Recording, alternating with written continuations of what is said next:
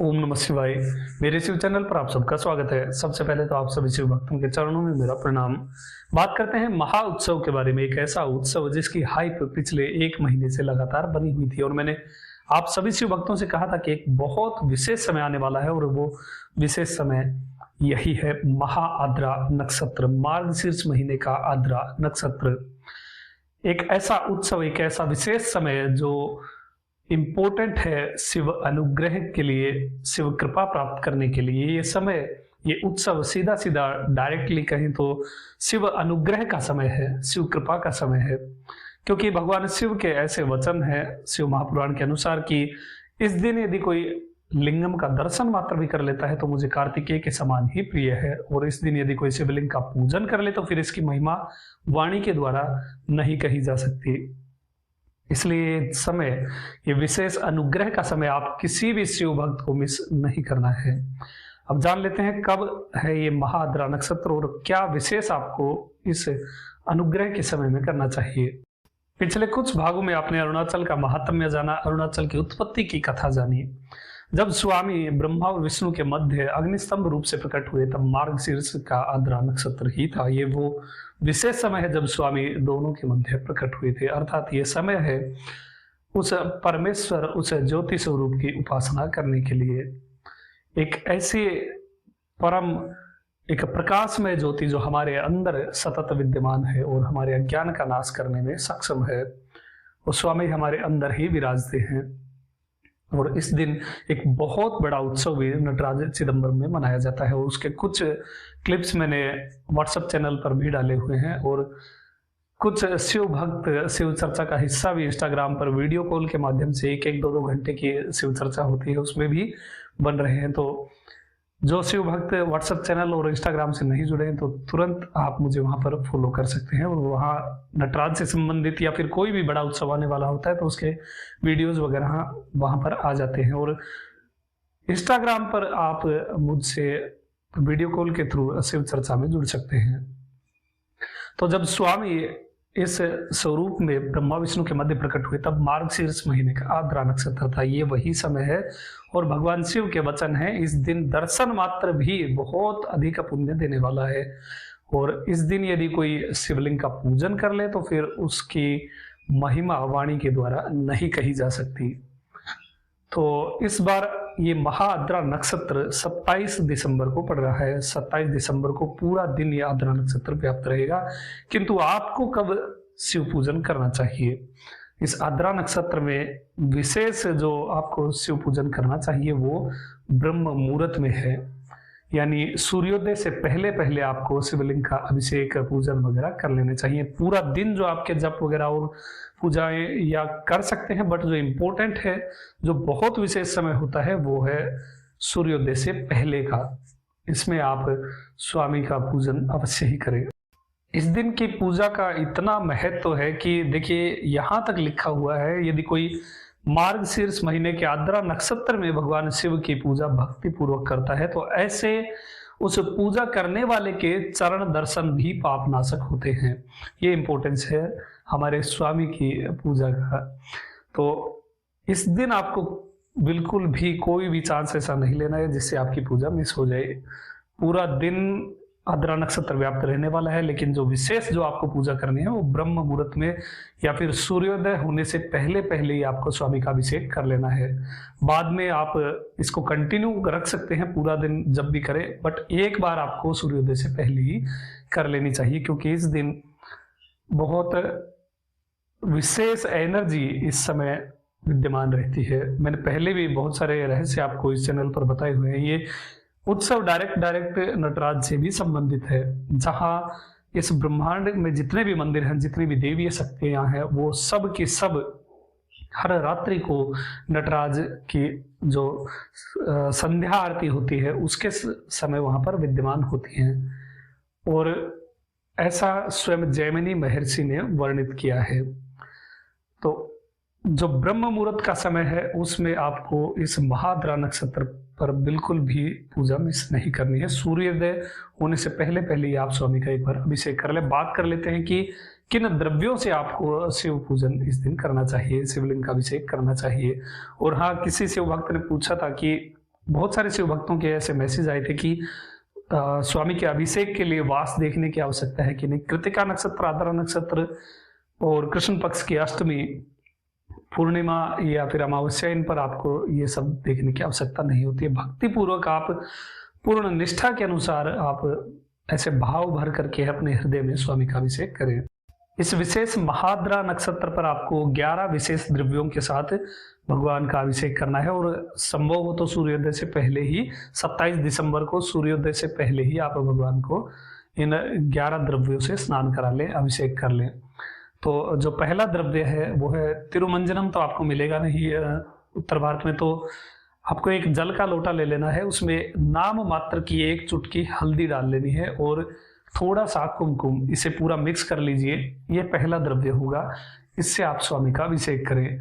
दूसरा द्रव्य है गाय का दूध, दूध से स्वामी का अभिषेक करें। तीसरा द्रव्य है दही, दही से स्वामी का अभिषेक करें।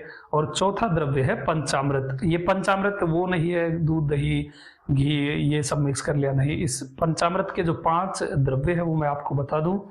पहला द्रव्य है केला, एक केला ले लेना है और उसे छील करके बिल्कुल छोटे छोटे पीस कर लेने हैं। दूसरा द्रव्य है गन्ना, गन्ने का एक टुकड़ा लेना है और उसे छील करके उस अंदर जो गन्ना बचेगा छिलका हटाने के बाद उसे बिल्कुल छोटे छोटे पीस में काट लेना है। तीसरा द्रव्य है ड्राई फ्रूट्स, 1-2 बादाम या काजू ऐसा मिक्सी में ग्राइंड कर लेना है। केला, गन्ना और ये ड्राई फ्रूट, इन तीनों को एक साथ आप मिक्सी में ग्राइंड कर लीजिए। जो पेस्ट बचे उसे आप एक पात्र में बाहर कर लीजिए। चौथा पंचामृत में जो द्रव्य है वो है शक्कर, गुड़ वाली जो शक्कर होती है वो। और 5वां द्रव्य है घी। इन 5 को एक साथ आपको मिला लेना है और एक पात्र में कर लेना है। ये पंचामृत हो गया, ये साउथ इंडियन स्टाइल पंचामृत है, इससे स्वामी का अभिषेक करना है।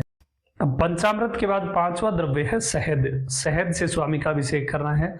उसके बाद जो अगला द्रव्य है वो है नींबू का रस। 3, 4, 5, 7 जितने आप चाहें उतने नींबू, मैक्सिमम आप 10 तक ले सकते हैं, इससे ज्यादा मत लेना। 10 नींबू का अपने घर पर ही आपको जूस या रस निकाल लेना है और उससे स्वामी का अभिषेक करना है। नींबू के रस से स्वामी का अभिषेक करने से क्या होता है इसके बारे में भी मैंने पहले वीडियो में बताया हुआ है, लिंक आपको आई बटन पर मिल जाएगा। अब नींबू के रस से अभिषेक हो गया, उसके बाद आता है चावल का आटा। चावल का आटा है उससे आपको स्वामी का अभिषेक करना है और अच्छी तरह से लिंगम को थोड़ा सा घिस दीजिए। इतना जोर मत लगाइएगा कि लिंगम को डैमेज, कुछ क्षति पहुंचे। चावल के अभिषेक के बाद फिर आपको स्वामी का अभिषेक नारियल पानी से करना है। जो हरा नारियल होता है पीने वाला, उसका जल एक पात्र में निकाल लीजिए और उससे स्वामी का अभिषेक करिए। ये इंपॉर्टेंट होता है क्योंकि नींबू में जो सिट्रिक एसिड होता है उससे उसकी शांति के लिए स्वामी का अभिषेक इस नारियल के पानी से किया जाता है। इसके बाद आपको स्वामी का अभिषेक भस्म से करना है और भस्म का अभिषेक करने से पहले आप मान लीजिए आपने नारियल पानी से स्वामी का अभिषेक कर दिया, उसके तुरंत बाद एक कपड़ा आप शुद्ध वस्त्र या फिर कुछ पान के पत्ते वगैरह ये स्वामी के आसपास में लगा सकते हैं। फिर भस्म का अभिषेक करें ताकि वो जो भस्म अभिषेक के समय नीचे गिरेगी वो उस वस्त्र पर, उस कपड़े पर या उस पान के पत्ते पर गिर जाए, ताकि आप उसे वापस कलेक्ट कर सके। वो स्वामी का अभिषेक हुई भस्म हो जाएगी। इससे आप नित्य तिलक लगा सकते हैं या फिर किसी को कुछ बीमारी वगैरह हो जाए तो घर में उससे भी आप स्वामी के इस भस्म से तिलक कर सकते हैं। तो उस भस्म को आपको कलेक्ट कर लेना है जिससे आप अभिषेक करें। 10वां द्रव्य है मौसमी का जूस। मौसमी के जूस से स्वामी का अभिषेक करना है। और 11वां द्रव्य है चंदन। कोई भी डिब्बी वाला चंदन मत लेना जो ये केमिकल वगैरह थे, नहीं, लकड़ी का घिस करके चंदन आपको कटोरी में पहले ही निकाल लेना है, उससे स्वामी का अभिषेक करें। ये 11 द्रव्यों से आप स्वामी का अभिषेक करें। और जिन शिव भक्तों को ज्यादा मंत्र वगैरह कुछ नहीं आते, केवल पंचाक्षर नमः शिवाय बोलते हुए आप अभिषेक कर सकते हैं। और ये भी ना हो तो अरुणाचल शिव बोलते हुए भी 11 द्रव्यों से आप स्वामी का अभिषेक कर सकते हैं। किसी प्रपंच में फंसने की आवश्यकता नहीं, ये हुआ ये नहीं हुआ ऐसा नहीं, बिल्कुल भक्ति भाव से भर करके इन 11 द्रव्यों से स्वामी का अभिषेक करें। और कोई शिव भक्त यदि ऐसे हैं, वैसे तो मैं इतने दिन पहले ये वीडियो बना रहा हूं तो आपको समय मिल जाएगा ये सब चीजें कलेक्ट करने के लिए। यदि किसी शिव भक्त के क्षेत्र में इनमें से कोई द्रव्य नहीं मिल पाता है तो बिल्कुल भी ऐसी भावना या ग्लानि करने की आवश्यकता नहीं है। जितना मिल जाए उतने से आप स्वामी की पूजा करें, स्वामी का अभिषेक करें। अब किसी क्षेत्र में नारियल पानी ना मिले या फिर भस्म ना मिले तो कोई बात नहीं, आप दूध की मात्रा थोड़ी बढ़ा दीजिए या फिर कोई दूसरा आइटम थोड़ी ज्यादा मात्रा में करके आप इस 11 फिर यदि आपको नहीं मिल रहा है, अगर मिल रहा है तो पूरे प्रयास से इन चीजों को प्राप्त करें। नहीं मिल रहा है तो पूरे भक्ति भाव से फिर इन 11 को भूल करके जो आपके पास उपलब्ध है उससे स्वामी का अभिषेक करें। इस दिन आपको बिल्कुल भी शिव पूजन मिस नहीं करना। त्रिनावकर्षण स्वामी ने भगवान को आद्रा अधिपति कह करके पुकारा है। जब आद्रा नक्षत्र में की गई पूजा इतनी सद्दा फलदायी होती है और इतनी प्रभावशाली होती है, बहुत सारे शिव भक्तों के मेरे पास मैसेज भी आते हैं कि कितना इफेक्टिव वो फील करते हैं इस पूजा को जो आद्रा नक्षत्र और कृतिका नक्षत्र पर होती है। तो सोचिए, महाआद्रा नक्षत्र पर जो आप ये विशेष 11 द्रव्यों से शिवलिंग का पूजन करेंगे और वो भी सूर्योदय होने से पहले करेंगे, इसके बारे में, इस दिन के बारे में केवल एक ही शब्द वर्णित है, अनुग्रह का दिन, कृपा का दिन। टोटल बात यही खत्म हो जाती है। अनुग्रह का दिन है, अनुग्रह का समय है, इसे बिल्कुल भी नहीं चूकना है। जो भी प्राप्त हो जाए वो पर्याप्त समझ करके आप शिवलिंग का पूजन करें और संभव हो तो इस दिन एक दीप आप प्रज्वलित करें। ये सब अभिषेक वगैरह हो जाए उसके बाद दीप प्रज्वलित करें और दीप की जो ज्योति है स्वामी के पास में आप दीप प्रज्वलित करें, लिंगम के पास में, उसमें शिव का ध्यान करें। कुछ क्षण स्वामी के सानिध्य में आप बिताएं, 10 मिनट 15 मिनट जितना हो। उस दीप को देखते हुए उस सीन को आप इमेजिन करने की कोशिश करिए जो ब्रह्मा और विष्णु के मध्य में स्वामी प्रकट हुए थे। उस ज्योति स्वरूप स्वामी को उस दीप की ज्योति में आप देखने का प्रयास करिए। देखिए कितना आनंद आपको प्राप्त होगा। और इस पूरा दिन आप अपने आसपास यदि कोई शिव भक्त मित्र हैं तो उनके साथ मिलकर के अरुणाचल शिव का कीर्तन कर सकते हैं, स्वामी की कथाएं वगैरह कर सकते हैं, दूसरे शिव भक्तों के साथ शिव चर्चा कर सकते हैं। बहुत कुछ है करने के लिए और ये दिन आपको बिल्कुल भी मिस नहीं करना है।